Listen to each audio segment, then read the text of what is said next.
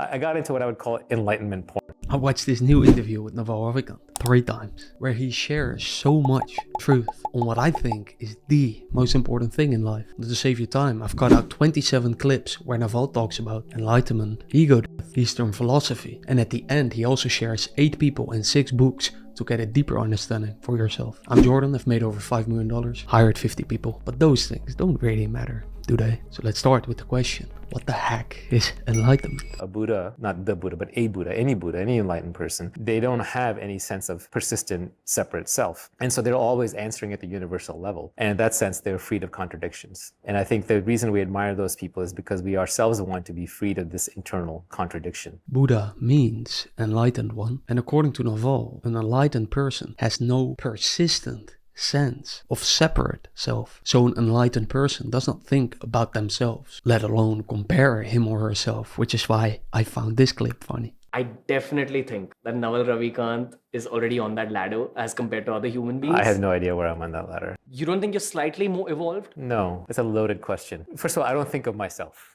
I just want to be clear on that. And that's not a rule, it's just a habit I've kind of developed. Because I found that thinking about yourself is a source of all unhappiness and misery. Really? Yes. Self-obsession is the root of all unhappiness. What did Buddha do? Conquer the self. What does that mean? It means that he saw through the illusion of the separate self. What does that, did Buddha think about himself? Not for an instant. You know, anyone that you think of as an enlightened being does not think about themselves for an instant. The happiest people in life, when people are at their best, is because they love something more than they love themselves. They love their children, they love God, they love their mission, what have you. And all misery comes from rumination, from sitting around being depressed, going in circles in your own head about me, me, me. Me is a disease. Me is a disease. And thinking about yourself is the source of all unhappiness and misery. When I think about this, it just sounds so true. You stop thinking about yourself because thoughts are what drive the self-obsession. The self is ultimately just a thought. The self is a thought that I am a separate creature, I'm a body, I'm a mind. And if you truly were not thinking, like you're in deep meditation or you're on a psychedelic or you're a Buddha, you wouldn't have a thought of the self and you'd just be aware. That's all there is. The self is just a thought. But then how does Naval not think about himself? You need a concept of a me to be effective and to keep track of things. You have a memory, you have certain predilections, you have personality patterns. But the more you self-obsess, the less happy you're going to be. I guarantee you that. And I'm not saying I don't think about myself to be happy. I can't even tell you why I don't think about myself. I think it just comes from having thought through a lot of things. And then I get interested in topics and concepts and ideas and understandings. And the more that I sort of focus that way, the less I just end up thinking about myself. So even like, you know, people ask me like, oh, how's your day going? I'm like, I have no idea. I don't think about it. Really? Maybe if I'm really tired, I'll say, okay, I'm tired.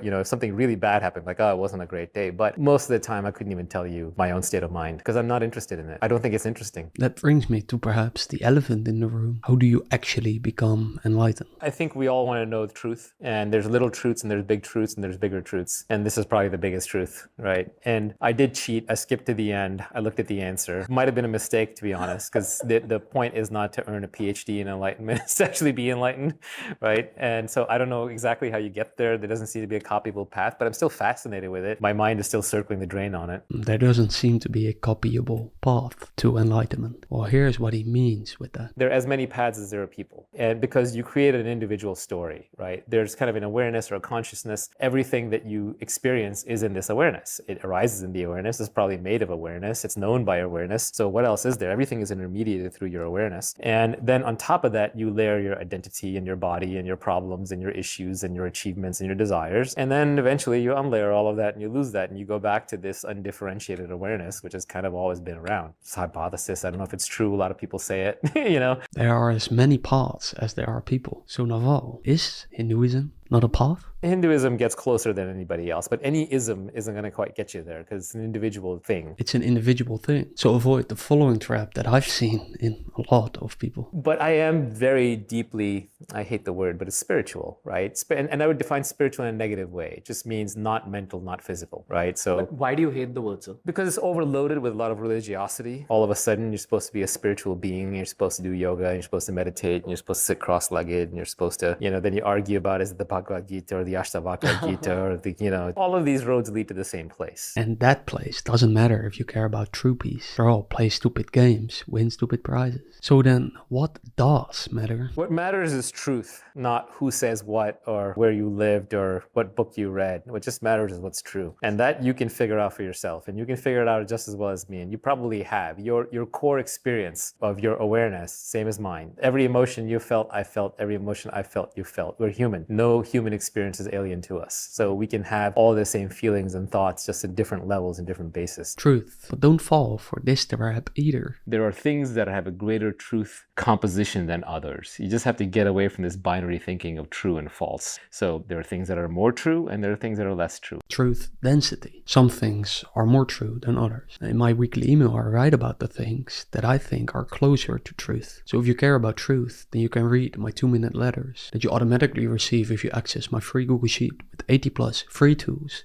that I use in my business and personal life, all unsponsored and unaffiliated, and no sales stuff, just truth. Which brings me to the question, does Naval consider himself enlightened? Obviously, at some level, I'm not fully serious about it, because if I was serious about it, I would be there. Honestly, same with me, and perhaps with you too, because if you are really serious about it, then given enough time, wouldn't you get there? As of this moment, I care more about this me, and all the attachments I have to the people and things in my life, which is why I am the other end next to Naval. I sort of reject this idea that I'm wiser or more advanced. I don't think that's true. No, if I was wise, I'd be a Buddha. I'm not. So it's like, two ants debating like who's smarter, and there's like a human walking around over there, right? What does it matter? If I was wise, I would be a Buddha. Beautifully said. So then how does Naval think he could become a Buddha? Enlightenment is not something you necessarily, from what I can tell, it's not something you necessarily find or create. It's more just unlearning. It's a shedding. It's what remains when everything else is gone. So it is a mini death of its own sort. It is a death of the separate self in the mind. So what he's saying is that enlightenment is not learning something new, but instead it's an unlearning of everything that you believe to be true but isn't. That is a profound insight, because I think most people confuse enlightenment with the following. I don't think experiences are the thing. Did the distractions? Yes, any experience that comes will also go. The thing that matters is what your state of mind is. At 2:30 p.m. in the afternoon when you're sitting by yourself, how do you feel? Are you peaceful? Are you happy? Are you good? 2:37 p.m. you're walking down the street. Are you okay? How do you feel? Are you good? That's what matters, right? It's the exact moment in time. What is your internal state? What is your external state? What are the thoughts that are going through your head, if any? That's what matters. So I don't want bliss for an hour a day. That's just another experience that comes and goes. I want something that's indestructible. So enlightenment seems not to be an experience, but that it is indestructible, lasting peace. Which brings me to memento mori. Listen closely. I mean, if you could keep your death in front of you at all times, you would live a magical life. Then you would value the exact moment as being the complete and wholesome and only real sacred thing that exists. Living with death all the time will be a magical life? Well, I think there's nuance to that, because some people feel fear when they think about their own death.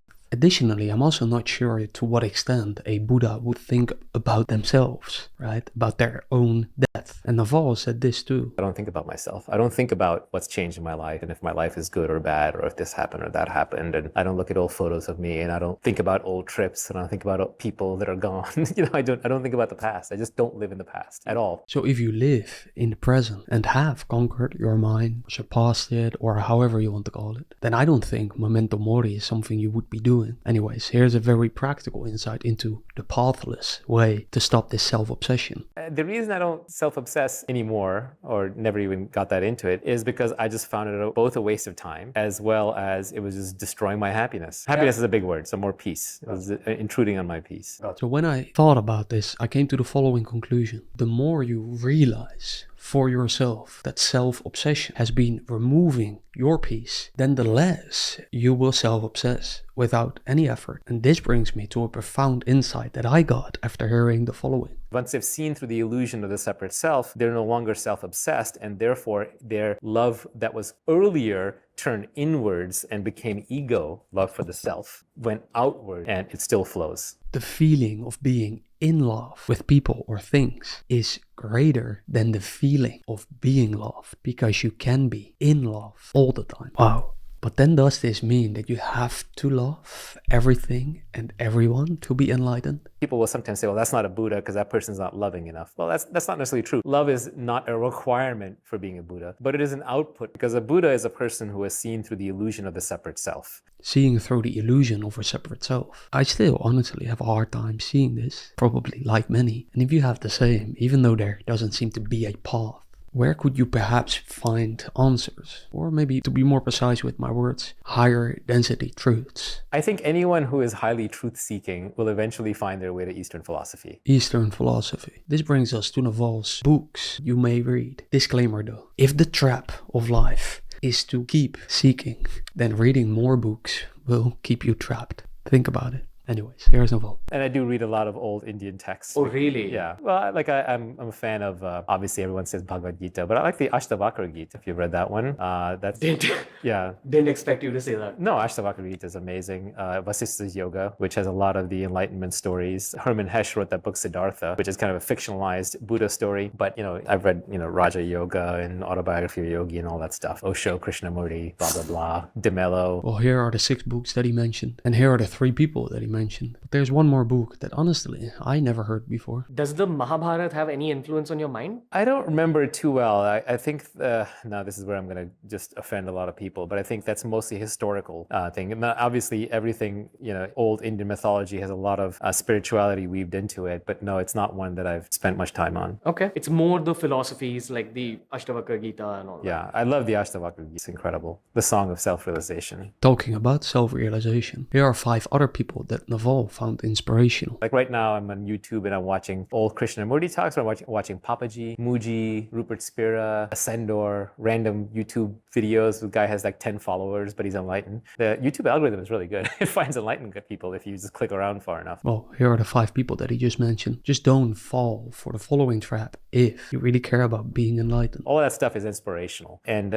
you can only kind of do it if you want. I repeat, you can only do it if you really want it. No book will get you there. No mentor or guru seem to get you there. No video like this seems to get you there. And I tracked down about a dozen of these people in real life, and I interviewed them, and I met them, and I spent time with them, and I meditated, and I did all that stuff. But the conclusion I kind of came to is that you got to figure it out yourself. Enlightenment is a mountain you climb alone. Or better said, a mountain path that you return from until eventually you find your way back to this baby or child you once was. No sense of a persistent, separate self. But what if along the way, along this pathless path, you get confused? The paradoxical answers come from, do you choose to adopt the viewpoint of yourself as a separate person, or do you take the viewpoint of your spiritual self? If you want to know more about what Naval means with that and his 10 insights to the question, what is the meaning of life, then watch this video. Trust me, it's good. Talk soon.